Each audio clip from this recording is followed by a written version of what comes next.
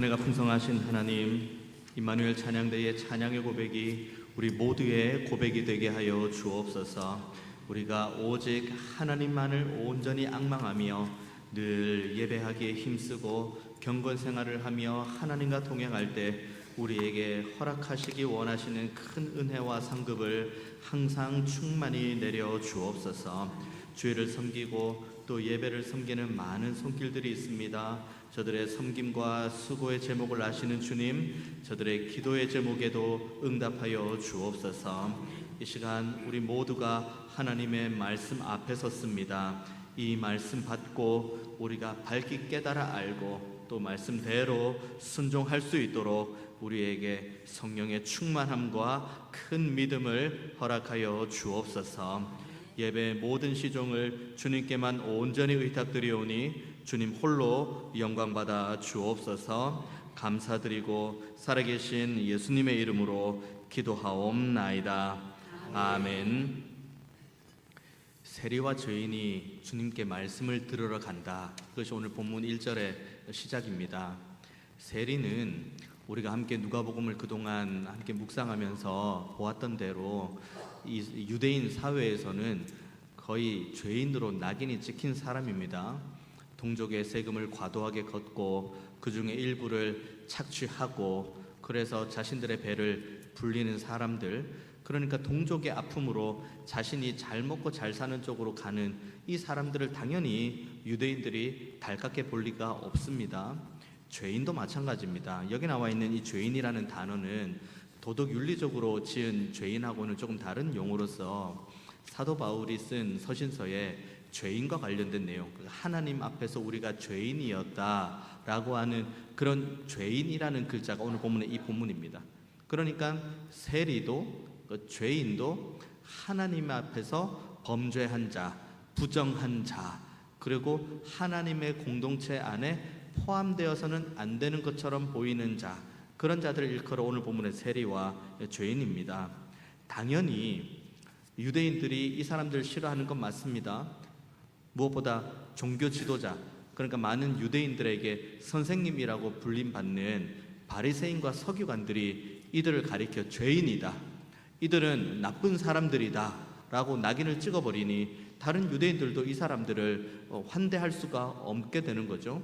자연스럽게 세리와 죄인들은 유대인 그룹 공동체 안에서 말 그대로 멤버십을 형성하지 못한 채 그냥 살아가는 존재들입니다.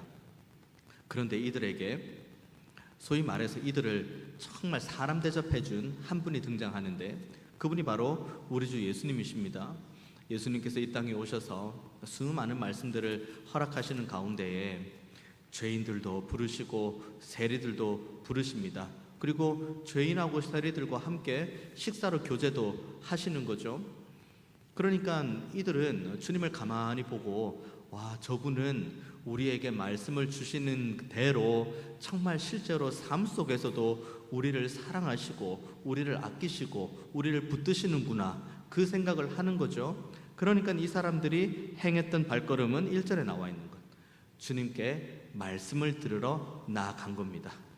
우리 모두도 다 어쩌면 세리와 죄인과도 같은 자리에 있었던 존재입니다. 하나님 앞에서 멀리 떨어져 있었고, 그리고 우리의 배만 취하기에 급급한 존재였고, 하나님의 사랑과 하나님의 은혜보다는 우리의 육신의 정욕과 안목의 정욕과 이생의 자랑을 따라 살아가는 우리들의 모습이 더 많았습니다. 하지만 그런 우리를 하나님께서 포기하지 않으셨습니다. 우리가 아직 죄인 되었을 때, 그리고 어쩌면 세리보다 더 악한 자리에 있을 때에도 하나님 우리를 포기하지 않으셨죠. 그러면 우리가 갈 수 있는 길은 딱 하나밖에 없습니다. 오늘 죄인들이 1절의 말씀처럼 모든 세리와 죄인들이 말씀을 들으러 가까이 나아가는 것처럼 우리도 이 은혜 받았다면 말씀 받으러 나아가야 됩니다. 하나님께서 오늘 우리에게 뭐라고 말씀을 하시는지, 그리고 범사에 나와 동행하시는 하나님께서 지금 뭐라고 말씀하시는지 우리는 들으러 나아가고 또 나아가야 됩니다.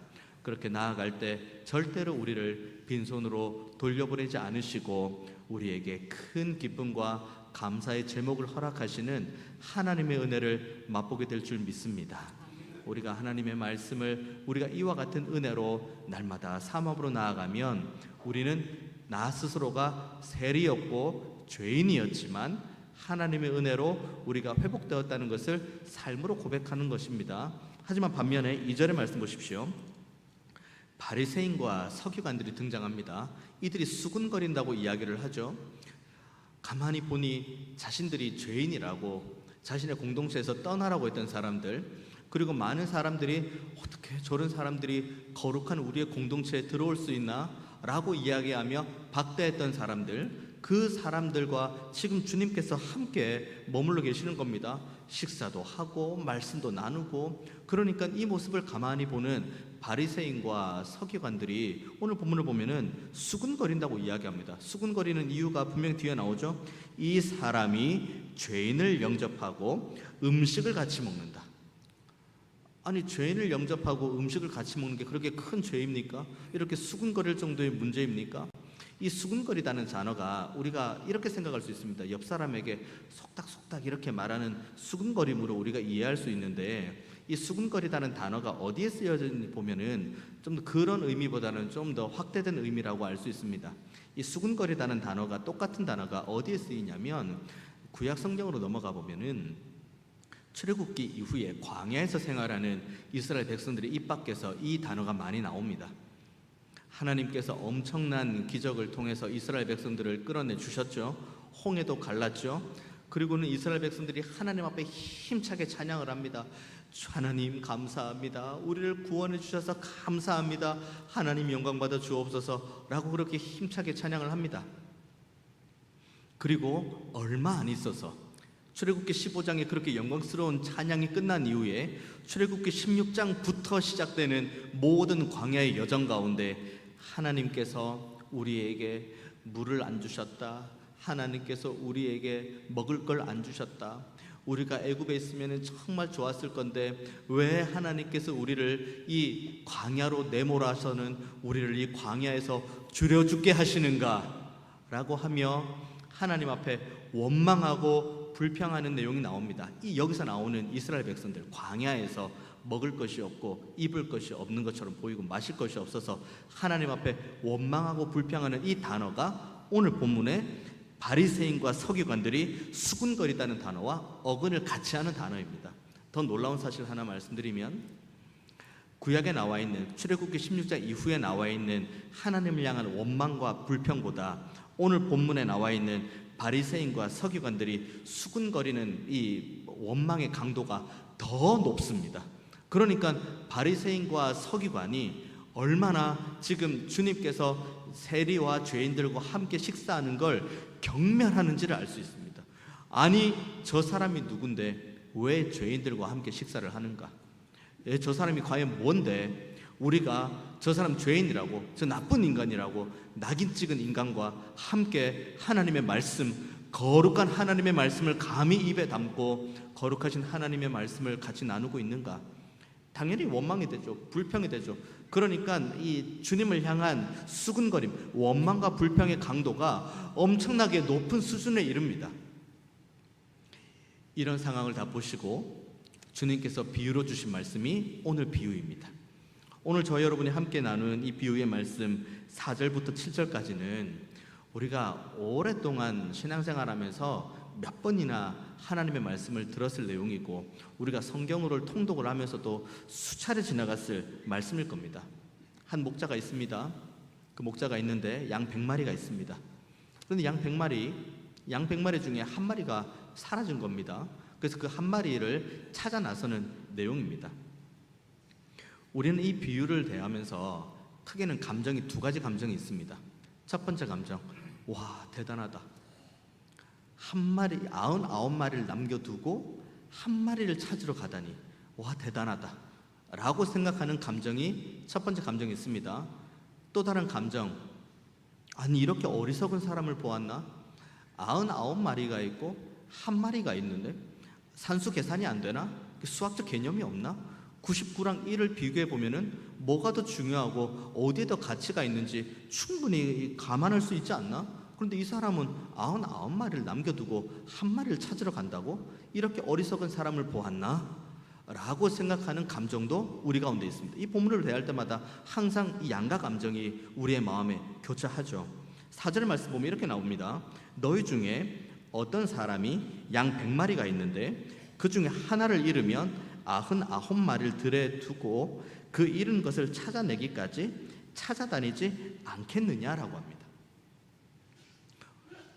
99마리를 여기 남겨두고 한 마리를 찾으러 갑니다. 그러면 이 목자에게 있어서 99마리와 한 마리의 가치를 비교해 보면은 뭐가 더 중요합니까? 99마리가 중요합니까? 한 마리가 중요합니까? 그런 개념이 없어요. 99마리도 너무 중요하죠. 하지만 이 99마리만큼이나 중요한 것은 바로 이 한 마리입니다. 왠지 아십니까? 이 목자는 이 양들 100마리를 책임져야 될 목자이기 때문입니다. 99마리도 내 양이고 잃어버린 한 양도 내 양입니다. 한번 이 당시로 한번 거슬러 올라가 볼까요? 자, 우리가 목자입니다. 양이 100마리가 있습니다. 한 마리, 두 마리, 세 마리 셉니다. 날마다 100마리 다 셌습니다. 우리에 넣습니다. 그 다음 날 또 이제 방목합니다. 그리고 우리 넣기 전에 또 셉니다. 한 마리, 두 마리, 세 마리. 그런데 어느 날 99마리인 겁니다. 한 마리 찾으러 나서는데 두 가지가 걸리죠. 하나, 어디로 갔는지 알 길이 없습니다. 이 양이 뭐 우리처럼 사람과 사람 사이에 뭐 대화가 되는 것도 아니고 긴밀하게 소통이 되는 것도 아닙니다. 그것도 흔적을 남겨놓고 가지도 않겠죠. 이 잃은 양이 어디로 갔는지 일단 알 길이 없습니다. 두 번째, 이 잃은 양을 찾으러 갑니다. 잃은 양을 찾으러 가는데 그 가는 가운데에 사자를 만날지 곰을 만날지 어떻게 합니까? 인간적인 관점으로 이 본문 한번 접근해 볼까요? 자, 99마리를 남겨두고 한 마리 갑니다. 한 마리 찾으러 가는데 만약에 내가 그 한 마리를 찾으러 가다가 내가 곰이나 사자를 만나서 내가 죽습니다. 예를 든다면, 그러면 그 잃어버린 한 마리도 못 찾고 나도 죽고 그리고 여긴 99마리도 그냥 뭐 주인의 소유가 없는 겁니다. 이것이 인간적인 셈법이 되는 거겠죠. 여기까지 셈법이 이르면 그러면은 그 누구도 잃은 양 한 마리를 찾으러 가지 않습니다. 아유, 한 마리 좀 아깝긴 하지만 내 목숨도 소중하고 그리고 여기 99마리 잘 지키면 되지 라고 생각할 수 있습니다. 하지만 오늘 본문의 목자는 그렇게 하지 않습니다. 어디로 갔는지 모릅니다. 가는 길에, 찾으러 가는 길에 어떤 위험이 닥칠지 모릅니다. 하지만 이 목자는 99마리의 양을 두고 이 한 마리 양을 찾으러 갑니다. 혹시나 우리 가운데 이 생각이 들 수도 있죠. 한 마리 찾으러 가면은 이 99마리 양이 어떻게 되는 건가? 그럼 그대로 방목인가? 라고 생각할 수 있는데 이거에 대해서는 이때 당시에 관련된 이 배경을 보면은 내가 한 목자가 100마리 양을 가지고 있다고 가정해 봅니다. 그리고 또 어떤 목자가 한 50마리를 가지고 있다고 가정해 봅니다. 또 어떤 목자가 30마리를 가지고 있다고 가정해 봅니다. 그러면은 이렇게 180마리의 이렇게 양들이 있습니다. 그 180마리의 양들을 이 세 목자가 같이 지키는 거예요. 그러니까 내가 잃은 양 한 마리를 찾아 헤매도 나머지 두 목자에게 이 목자가 맡겨둔 셈인 거죠. 그리고 양 자체가 워낙 군집 생활을 하기 때문에 몰려있는 상태가 훨씬 안전한 상태입니다. 그러니까 이 목자는 남겨두고 떠나는 거예요. 99마리의 양의 가치와 똑같은 무게의 가치를 가지고 이 99마리의 양에 대한 똑같은 사랑의 수고를 가지고 이 한 마리 잃은 양을 향해서 갑니다. 그리고 5절에 이렇게 이야기하죠. 또 찾아낸 즉 즐거워 어깨에 메었다고 합니다. 아니, 양을 찾았습니다. 얼마나 기쁘면 자기 어깨에 양을 맵니까? 양을 가지고 끌고 오는 것도 아니에요. 짐승입니다. 사람이 아닙니다. 사람을 잃어버리면야 아이고 내 아들 내 딸하고 찾으면서 이렇게 안고 오죠. 이거는 지금 양이에요, 양. 그런데 양을 찾았습니다. 잃어버린 양 한 마리를 찾았어요. 그런데 얼마나 기쁘고 얼마나 즐겁냐면 이 양을 끌고 오지도 않고 어깨에 메고 옵니다. 어깨에 메고 와서는 동네 사람들 다 불러 모으죠. 6절의 말씀. 집에 와서 그 벗과 이웃을 불러 모으고 말하되 나와 함께 즐기자. 나의 잃은 양을 찾았다. 이렇게 비유를 합니다. 이 비유의 말씀 지금 누구에게 주고 있습니까? 세리와 죄인들에게 이 말씀 주고 있습니까?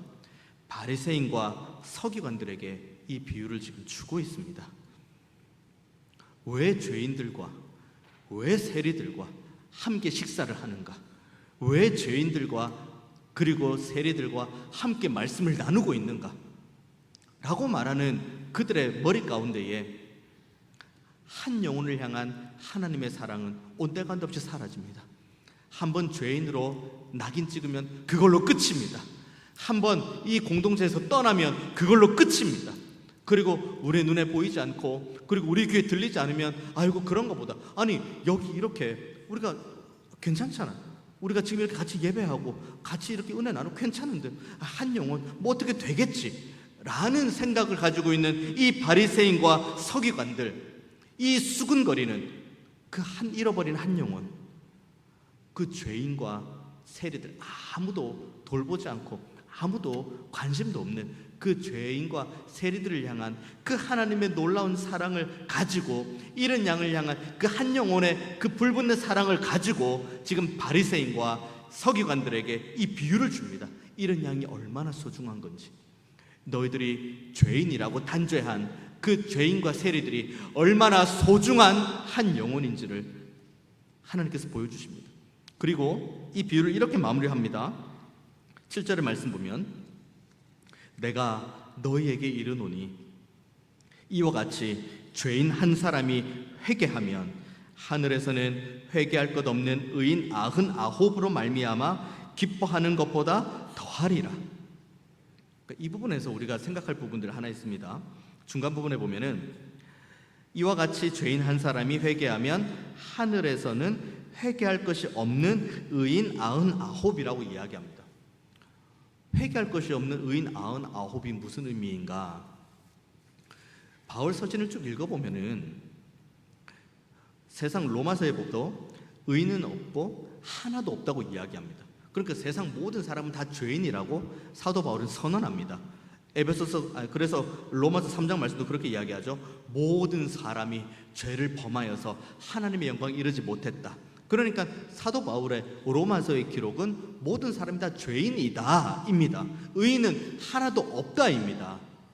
에베소서 마찬가지죠. 모두가 다 본질상 진노의 자녀였다. 이것이 우리들의 모습인 거죠. 그럼 이 본문은 뭘 의미하는 걸까? 하늘에서는 회개할 것이 없는 의인 99이면 이것은 또 무엇을 의미하는 걸까? 이에 대해서 이 로마서와 에베소서를 주석한 칼빈이 이 본문을 주석하면서 그렇게 이야기를 합니다. 여기서 말하는 회개할 것 없는 의인 99은 내가 회개할 것이 아무것도 없을 정도의 완전한 의인을 말하는 것이 아니라 내가 회개할 필요가 없다고 착각하는, 내가 의인이라고 착각하는 그 사람들을 가리켜 말하는 거다라고 칼빈은 주석합니다. 이 사람들이 결국 거슬러 올라가면 누구입니까? 바리새인과 서기관들인 거죠. 당연히 자기가 의인이니까요. 자기가 회개할 필요가 없는 의인이니까요. 그러니까 이 사람은 회개하지 않아요. 하지만 오늘 본문의 7절에 이 비유의 결론과도 같은 말씀에 중요한 단어가 나옵니다. 내가 너희에게 이르노니 이와 같이 죄인 한 사람이 회개하면 하늘에서는 회개할 것이 없는 의인 99으로 말미암아 기뻐하는 것보다 더하리라고 이야기합니다. 자, 한번 펼쳐서 볼까요? 한 영혼이 돌아온다고 합니다. 그 영혼을 보고 하나님께서 기뻐하신다고 이야기합니다. 그런데 그 한 영혼이 어떻게 돌아온다고 이야기합니까? 회개하고 돌아온다고 이야기합니다. 그러니까 하나님께서 한 영혼이 오는 것을 기뻐한다고 하는데 그 한 영혼이 어떤 영혼이어야 된다고요? 회개해야 된다고요. 내가 곧 죄인이고 세리였다는 이 마음에 이 회개를 가지고 그럼에도 불구하고 나를 사랑하시는 하나님 앞에 회개함으로 나아가는 그 한 영혼을 바라보면서 하나님께서는 기뻐하신다고 이야기합니다. 나는 그래도 괜찮은 사람이 아닌가? 나는 그래도 좀 좋은 사람이 아닌가? 라고 이야기하며 오히려 저 사람은 죄인이고 저 사람은 저래서 뭐가 잘못됐고 저 사람은 저래서 뭐가 문제고 저 사람은 뭐가 어떻고 라고 하면서 원망하고 불평하고 그리고 저 사람을 낙인 찍어가는 그 사람들은 절대로 회개의 자리로 이르지 못합니다. 왠지 아십니까? 우리는 하나님의 은혜를 받은 존재이지 누군가의 죄를 계수하기 위해서 부름받은 존재가 아니기 때문입니다. 누군가의 죄를 계수하는 것도 사람이 아닌 하나님이 하십니다. 그리고 누군가의 죄를 계수하시고 그 죄를 사하시는 분도 사람이 아니고 하나님입니다. 우리가 무슨 가치가 있어서 누군가의 죄를 사한다고 이야기를 하고 누군가의 죄를 감히 입을 올려서 이야기를 합니까? 오직 우리는 죄인과 세리였습니다.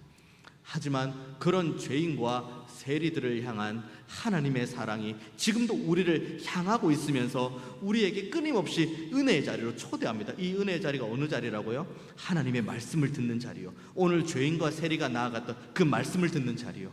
그렇게 말씀을 들으러 갑니다. 그러면 우리에게 어떤 열매가 맺힙니까? 오늘 본문 7절에 나오는 것처럼 회개의 열매가 맺어지는 겁니다.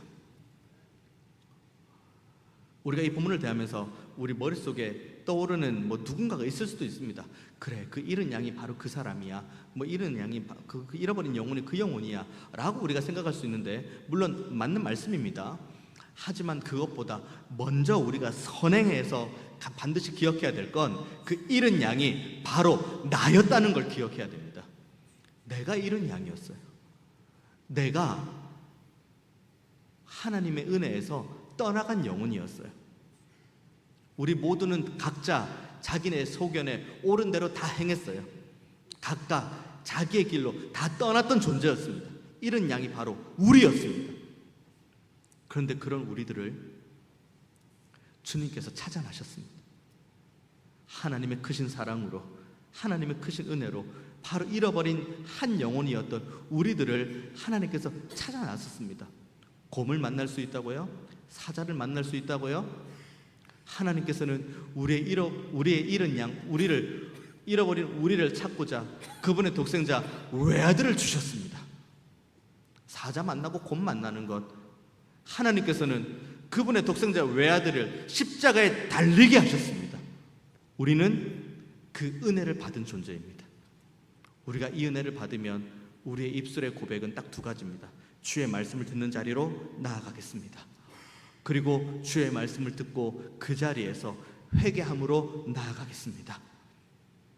이렇게 말씀을 듣고 회개할 때, 그때 비로소 여기 7절에 나오는 말씀, 내가 회개하며 돌아오는 그 한 영혼을 두고 내가 기뻐한다는 하나님의 기쁨에 우리가 동참하게 될 줄 믿습니다. 이게 되고 그 다음이 우리의 머릿속에 떠오르는 그 누군가입니다. 여러분 머릿속에 누군가 떠오르는 한 영혼이 있습니까? 함께 예배해야 되지만, 함께 또 마땅히 이 자리에 있어야 되지만 잊지 못한 한 영혼이 있습니까? 우리의 가족 중에도 있을 수가 있고, 우리의 이웃들 중에서도 있을 수가 있고, 그리고 우리의 교회 공동체 식구들 중에 누군가일 수도 있습니다. 우리가 내가 잃은 양이 되었을 때 나를 위해서 엄청난 대가를 지불하신 그 하나님의 사랑을 우리가 온전히 기억한다면, 우리는 우리 머릿속에 떠오르는 그 한 영혼을 향한 사랑의 수고를 해나갈 수가 있습니다. 우리는 오늘 바리새인과 서기관처럼 그 한 영혼을 향해서 수군거리는 존재가 아닙니다. 그리고 그 영혼을 향해서 불평하고 원망하는 존재도 아닙니다. 우리는 하나님의 사랑과 은혜를 받은 존재입니다. 그리고 우리는 하나님으로부터 큰 용서와 용납을 받은 존재입니다. 그렇기에 우리는 이 사랑의 수고로 우리 머릿속에 떠오르는 그 한 영혼을 향해서 이제는 나아가야 됩니다. 왜냐하면 우리가 그 은혜를 받았기 때문이에요. 하나님으로부터 감당할 수 없는 은혜를 받았기 때문입니다. 그래서 우리가 이 잃은 양을 찾아 나서는 하나님의 그 사랑의 수고를 기억하고, 우리도 우리 머릿속에 떠오르는 그 한 영혼의 이름을 불러가면서 포기하지 말고 낙심하지 말고 그 영혼을 향한 사랑의 수고에 끊임없는 자리로 나아가기를 원합니다. 첫 단추는 회개라는 사실을 한시도 잊지 마십시오. 우리가 어떠한 존재에서 구원함을 얻었는지, 우리가 어떠한 존재로부터 하나님의 사랑을 받았는지를 절대로 잊지 마십시오. 그리고 이 사랑과 받은 은혜를 가지고 한 영혼을 향한 사랑의 수고로 나아갈 때, 오늘 본문에 하나님께서 기쁘다, 내가 너무 기쁘다 라고 하는 하나님의 그 기쁨에 우리도 참여하게 될 줄 믿습니다. 이 한 주간도 우리가 이 말씀을 붙들고 살아가는 가운데 주님 감사합니다. 주의 말씀 가운데 나아갑니다. 그 가운데 회개함으로 우리의 삶이 늘 하나님의 은혜 가운데 있게 하여 주옵소서라는 자신의 잃은 양됨을 고백하는 우리 모두가 되기를 원하고, 이 고백을 우리가 온전하게 하는 대로 우리의 머릿속에 떠오르는 그 잃은 양을 향해 나아가는 우리 모두가 되기를 원합니다. 그때 하나님께서 우리에게 예비하신 기쁨과 은혜와 감격을 허락해 줄 믿습니다. 이 기쁨과 감사를 함께 충만하게 누림으로 더 많은 사랑의 수고의 길로 행하는 우리 모든 예배자들 다 되시기를 주님의 이름으로 축원드리겠습니다. 기도하겠습니다. 은혜가 풍성하신 하나님, 오늘도 우리에게 이 말씀 주시고 이 말씀을 붙들고 결단하며 또 믿음대로 살아갈 수 있도록 은혜 주시니 감사합니다. 주님, 우리가 먼저 잃은 양이 되었음을 고백하며 말씀 받고 회개하는 자리로 나아가게 하여 주옵소서. 그때 여전히 우리를 붙드시는 하나님의 섬김과 하나님의 사랑과 하나님의 수고를 우리가 늘 기억하며 이제는 동일하게 우리도 누군가를 섬기고 사랑하고 수고하는 자리로 나아가게 하여 주옵소서. 그때 함께하는 모든 잃은 양들을 통해서 하나님 예비하시는 큰 기쁨을 함께 누리는 역사 경험하게 하여 주옵소서. 감사드리고 살아계신 예수님의 이름으로 기도하옵나이다. 아멘.